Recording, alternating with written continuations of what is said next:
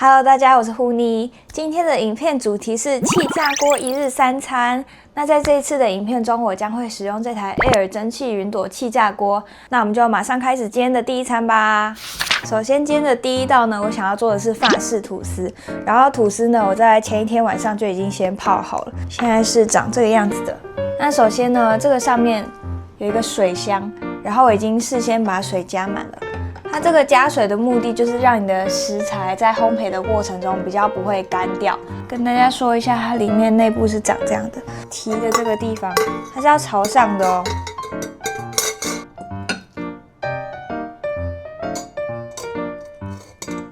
然后去洗手。不知道有没有人跟我一样，就是煮菜的时候很爱洗手。我就是那种食材碰一下我就要洗一次手的那种，我没有办法接受我的手在我煮东西的时候是黏黏油油的，我就觉得它超恶心的。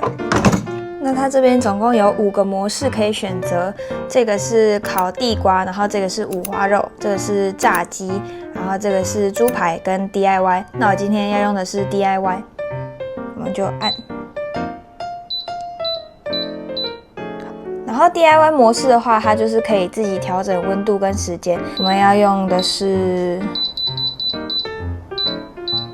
200度，然后我们先用10分钟，开始。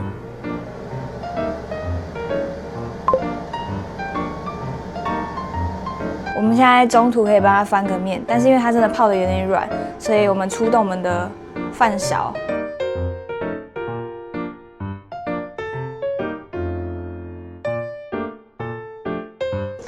我觉得很成功哎，因为我比较喜欢那种烤得比较酥一点的吐司。给你们看它的中间，很像松饼。我昨天在泡吐司的时候，我只有加牛奶跟鸡蛋而已，我没有加糖或是任何调味料。这个碟子我之前买来是想要沾水饺的酱油，结果我根本没有煮过水饺，它都被我拿来装一些奇奇怪怪的东西。完成了我们今天的第一餐，然后配拿铁。拿铁就是要有奶，没有奶的都不叫拿铁。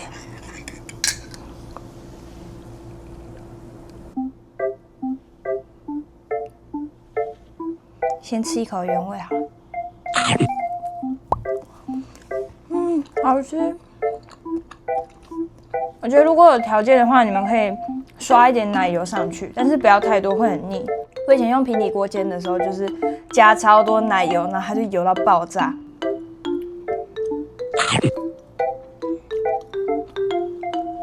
你们知道我今天有多爽吗？我今天休假，然后我可以很悠闲的在这边搞这些东西，然后泡一杯咖啡，坐在我的电脑前面。我觉得大家应该也没有很想看我一直吃播。毕竟它不是那种很 ASMR 性质的，但是其实也可以。就是，你们有注意到我买了一个新的麦克风吗？这其实有点好笑，就是我其实是为了我上个月要去韩国买的，然后我其实有带去韩国，我甚至连中途去日本我都有带着，但是我从头到尾没有拿出来用过，因为我就觉得我在路上拿起来拍就已经很尴尬，然后有时候我都怕我拍到路人会有点冒犯到人家，我就觉得天哪，我别一个麦克风，然后走在路上还在那边 Hello 大家好这样，我就觉得超级尴尬的，所以我就这样去了2个国家，然后从头到尾都没有用过。直到我回来之后，我其实有试拍过这支影片，然后我听了之后就觉得天啊，那个音质也太棒了吧！然后我在剪片的时候在看我那个韩国跟日本，就是背景一堆杂音，我就觉得天哪，为什么我那时候不要勇敢一点拿出来用呢？给大家偷偷的剧透一下我接下来的2个封面，这个是我韩国的第1支，然后这是第2支，后面的我还没画，但是我已经把背景的图先用好了。我这次想要把我的封面全部弄成比较一致的那种感觉，对。嘿，那午餐的话，我想要做的是味噌纸包鲑鱼，因为这次我蔬菜准备的比较多，有玉米笋、南瓜跟杏鲍菇，所以我就没有打算另外再用淀粉。然后鲑鱼我已经放在旁边腌了，在静置的过程中，我们先来处理这些配料吧。不知道大家想到气炸锅料理的话，第一个会是想到什么？因为我那时候做功课，在想我一日三餐的菜单要怎么去做规划的时候，就看到这道纸包鲑鱼或是什么纸包鸡胸，然后那时候才知道哦，原来气炸锅其实可以当烤箱来用，就它不是只能拿来炸东西。哎，不是。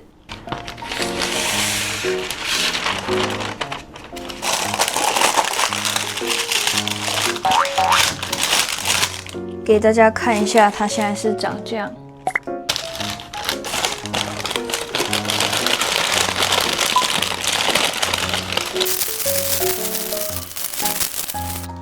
对去。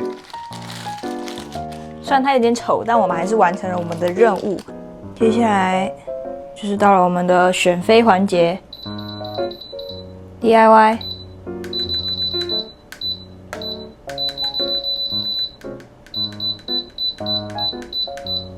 20分钟，开始。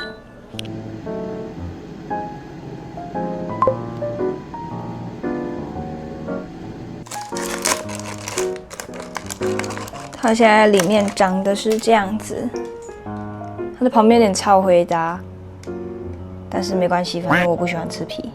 其实我听过蛮多说法是，如果你今天要用味噌去腌东西的话，你要洗掉，不然会超咸。那也有可能是造成它超回答的原因。用味噌腌的东西，我没有把它洗掉，它就超回答。我蔬菜是没有调味的，然后我调味的只有鲑鱼，里面长这样，超级过曝。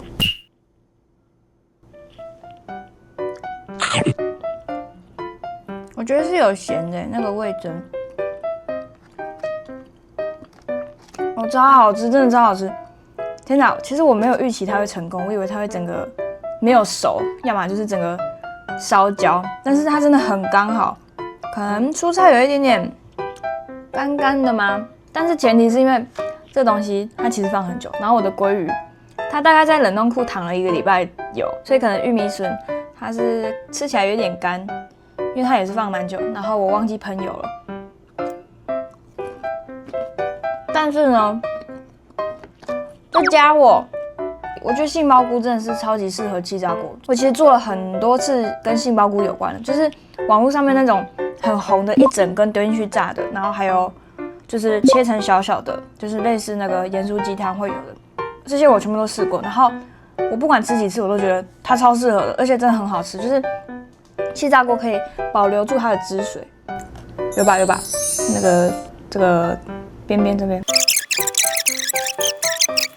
跟你们说，这个纸包料理的好处是什么？我们这边吃完，对不对？只有这个东西要洗。你热色，你给梗包。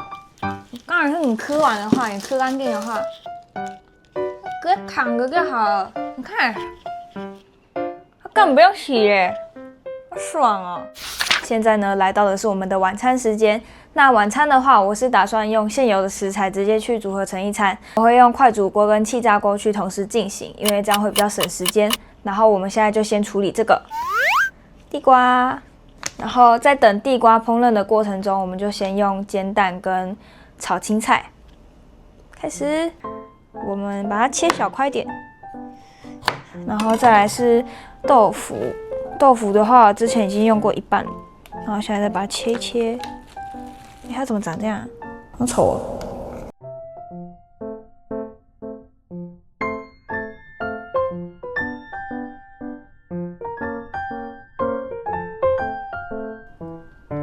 好，包完之后呢，我们接下来做的事情就是洗手。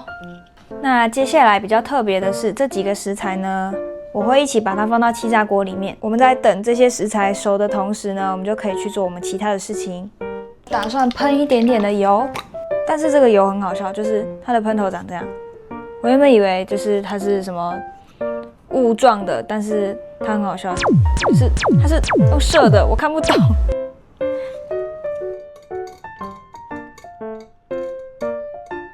五花肉的模式开始。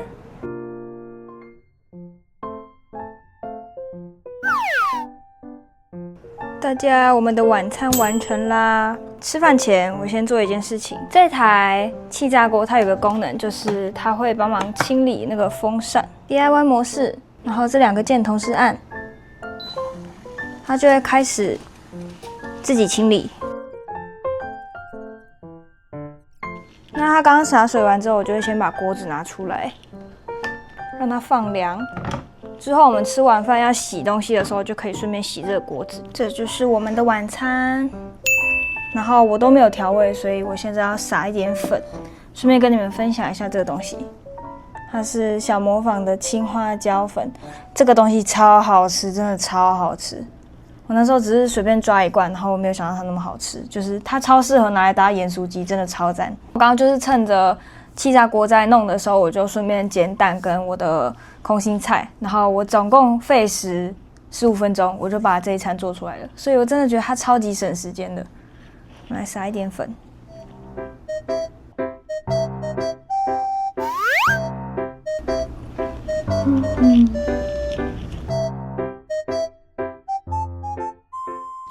好的，那接下来最后跟大家分享一下我使用这台的心得。那首先我们先讲优点好了。首先优点就是它在食物烹饪到差不多一半时间的时候会自动响3声，就是提醒你可以翻面这一点。通常我就是会把它丢着，然后去做我自己的事情。然后有时候忙着忙着，如果我没有弄闹钟的话，我就很容易会忘记。但是它因为有那个功能，所以我就会想起来说，哦，我其实还有食物在弄，然后我要记得去帮它翻面这样。那再来的话，就是我刚刚有示范给大家看那个2根手指头去点的那个清洁风扇的功能，因为我觉得像气炸锅这种东西，它没有办法整台去做清洗嘛。快煮锅你用到的就是只有锅子内部，然后电锅的话就是把那个盆拿起来，然后里面你可以用布去擦拭。但是气炸锅通常就是那一台机器跟一个锅子嘛，然后我们通常只能去洗那个锅子。我自己在使用上一种心理的感觉，就会觉得好像上面会不会卡了什么垢，就像抽油烟机上面会卡那种陈年老垢一样。但是我觉得有这个功能的话，就是至少可以让我自己心安一点，毕竟我们很难去好好的去把上面的那些风扇去清理嘛。再来的话就是一些我比较小介意的点，就是首先虽然它的玻璃的锅子的构造是可以让你看到食材在烹调过程中的样子，但是因为它的主打就是锅子一体嘛，不会像是那种分离式的。虽然说一个锅子就是你清洗起来是比较容易，但是它其实有点重量，我觉得在清洗上面会比较需要注意，而且